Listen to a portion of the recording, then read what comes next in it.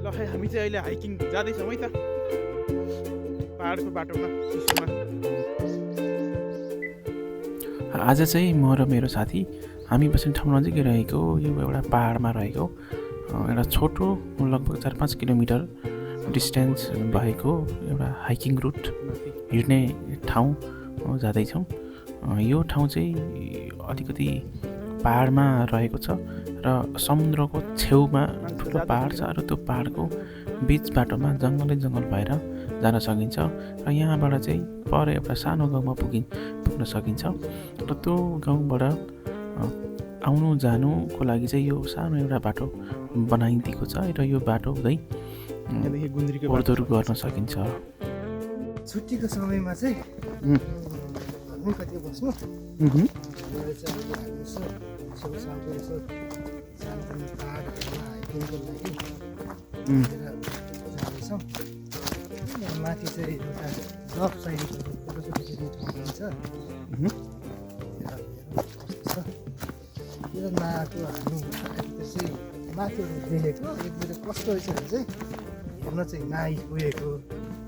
आज चाहिँ यसो समय मिलेर परिस्थिति मिलेर चाहिँ आज दुई भाइ चाहिँ यसो हेरौँ न के छ त यहाँ एक्सप्लोर गर्दैछौँ। पर त के हो ओप्पो सानलिङ खुङन त्यो एउटै हो त नि खुङन यो छुङन खुङन चाहिँ माथिकै हामी ओप्पो खुङनतिर हामी जाँदैछौँ अहिले चाहिँ। एक्लै आउँदा डर लाग्दो रहेछ त केटा त धदै खरायो भेट्छ अरे के गर्छ त भूत प्रेतहरू तर्साउनुलाई मात्रै त कि अनि ऊ चाहियो र भाषा चाहियो र अगाडि ठिङ्ग उभिदियो भने अनि कोरियन होस् कि जापानिज होस् नि भूत भनेपछि अनि भगाउनुलाई त हामी के मन्त्र त बोल्नु पऱ्यो नि। मन्त्र त अलिक जानिन्न नि त नि हामी त त्यही त नि मन्त्र बोल्नु नि कोरियनबाट बोल्नु पऱ्यो त्यो भूत त उसले बुझ्नु पऱ्यो भाग्नलाई पनि दोहोरो बात हुन्छ र अनि भूतसँग बोल्नु पऱ्यो। त यहाँ चाहिँ यस्तो रहेछ है त।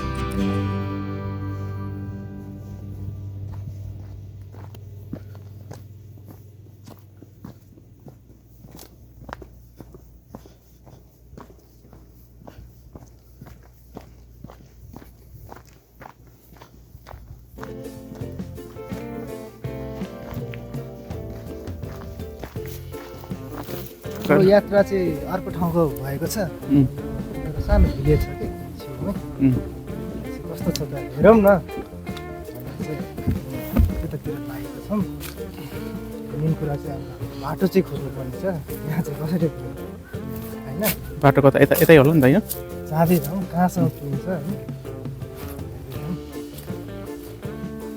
बाटो त यस्तो त होला नि त होइन अनि यहाँको बाटो पनि त्यस्तो पुरै यो के राखेको थियो जीवनश्री यो सनपाटको के यो सनपाटहरू राखेको थियो मान्छेले गुन्द्री। हिँड्न चाहिँ सजिलो हुने गरी चाहिँ यो चिप्लेर लड्ने यताउता त्यस्तो गाह्रो नहुने गरी चाहिँ यस्तो उचाइदिएको हुन्छ कि बाटो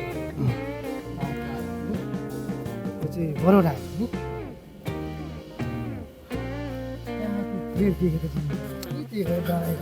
ए माथि होइन यस्तो खोल्सार हेर न नि हाम्रो आजको ट्रेकिङ पदयात्रा चाहिँ राम्रो हुँदैछ अहिलेसम्म चाहिँ ठिकै छ सर्ट के भन्छ छोटो पदयात्रा अँ।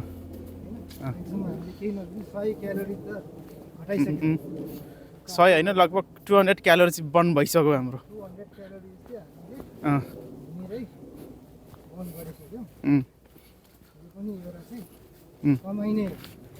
कमाइ ठुलो कमाइ हो नि हेर त ठ्याक्कै नेपालकै बाटो जस्तो छ हेर सल्लाहघारीतिर कि र यहाँदेखि सिधै गयो भने त समुद्रमा ठ्याक्कै तल गयो त्यतिकै अलिक केयर भएर हिँड्नुपर्छ तर यतिकोमा त नेपालीले त बाइक चलाइदिन्छ त नि यो त राम्रो बाटो हो नि नेपालीको लागि त मोटरसाइकल चलाउनुको लागि बाटै छैन होइन अँ खल्ला पानी आइरहेछ त्यस्तोमा बाइक चलाएको देखेर त मजा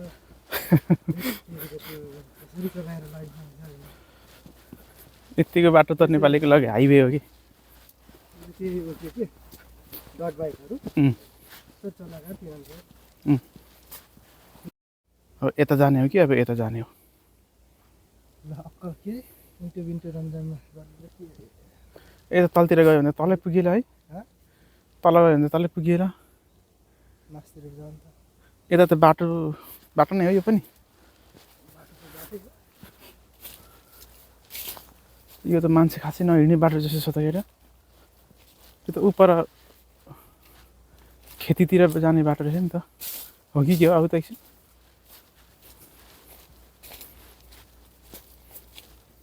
यहाँ त चियानघारी जाने बाटो रहेछ बाटै छैन हो? बाटै हरायो है ओह्रालो लाग्यो है त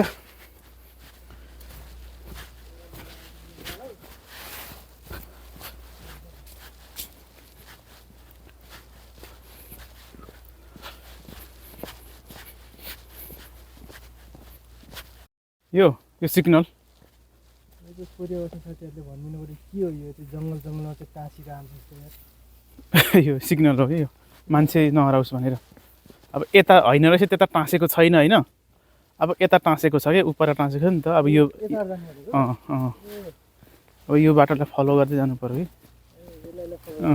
यो टाँसेको छ नि त यो बिचमा यो रुटलाई फलो गर्दै जानु पऱ्यो फेरि फुल आयो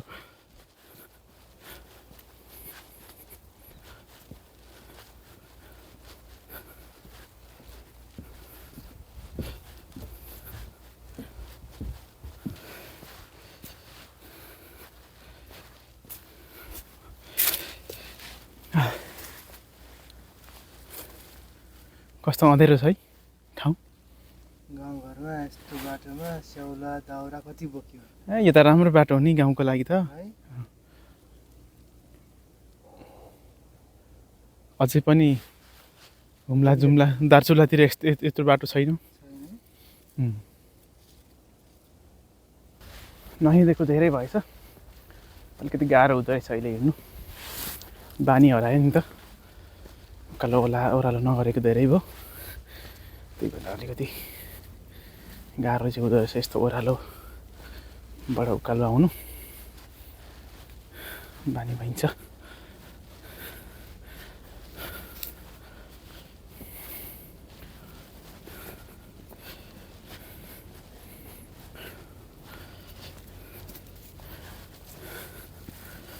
यहाँ चाहिँ बाटो चाहिँ अलिकति राम्रो छ, त्यस्तो बाटो नराम्रो त छैन, हिँड्नु मजाले सकिन्छ।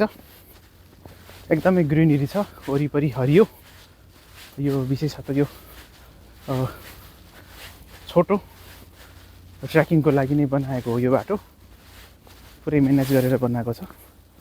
बाटो चाहिँ अलिक घाल्डाङोल्डुङ त छ, तर पनि राम्ररै हिँड्नु सकिन्छ। हामी अलिकति बानी हुनेहरूलाई त कुनै पनि फरक पर्दैन। र यहाँ मान्छे अलिकति आउने जाने मान्छेहरू हुँदो रहेछ, बुढाबुढी मान्छेहरू आउने जाने त राम्रै गर्दो रहेछ, राम्रो छ। चिसो मौसममा यसो अलिअलि हिँड्यो भने स्वास्थ्यको लागि पनि राम्रो हो। त्यही भएर यहाँकोहरू चाहिँ अलिकति हिँड्नुमा जोड गर्छ र हिँड्नु राम्रो पनि हो।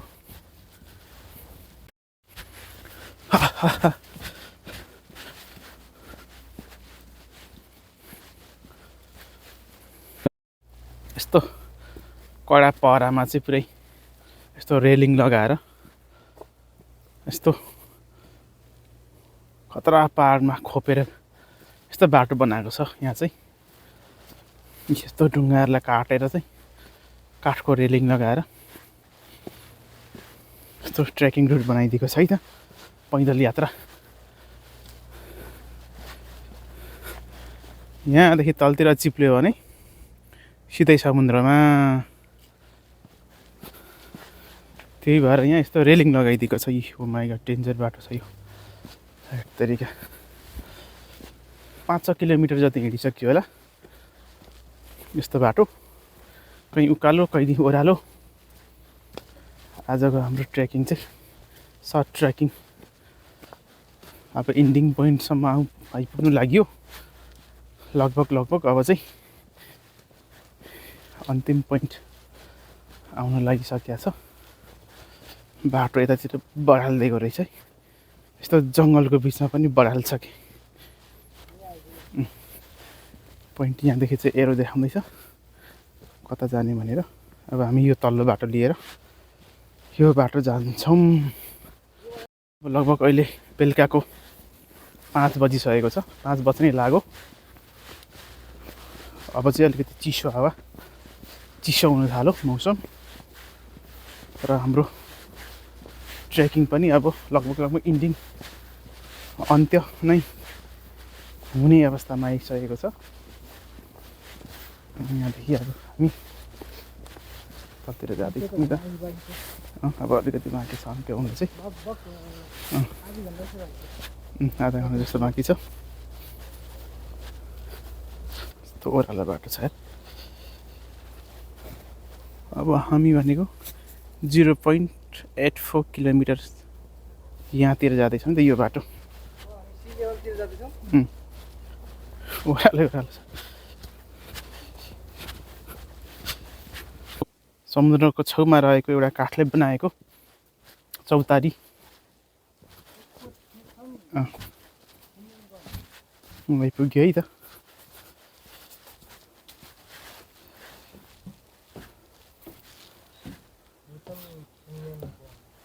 ओ यस्तो रहेछ यहाँ चाहिँ।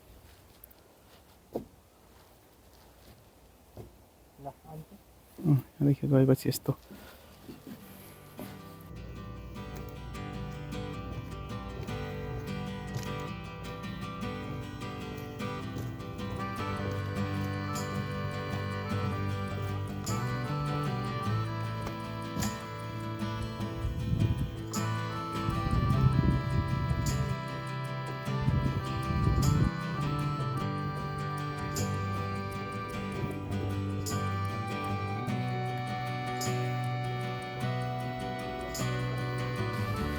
फाइनली अब चाहिँ यस्तो बाटोमा आइपुग्यो। अब चाहिँ राम्रो बाटोमा आइपुग्यो। यो समुद्रको छेउमा यो भित्ताको साइडमा चाहिँ यसरी पुल बनाइदिएको छ, काठको पुल।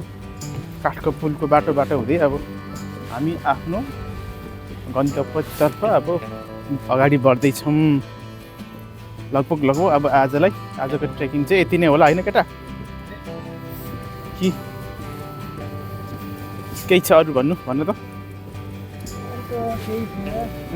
आजको एक दिन चाहिँ सफल भएको छ अँ, एकछिन हामी त्यहाँ समुद्रमा अवलोकन गर्छौँ मान्छेहरू पनि अन्नै माछा मार्ने यसो खेल्ने बच्चाहरू साथी खेल्ने बस्छौँ हामी त्यसपछि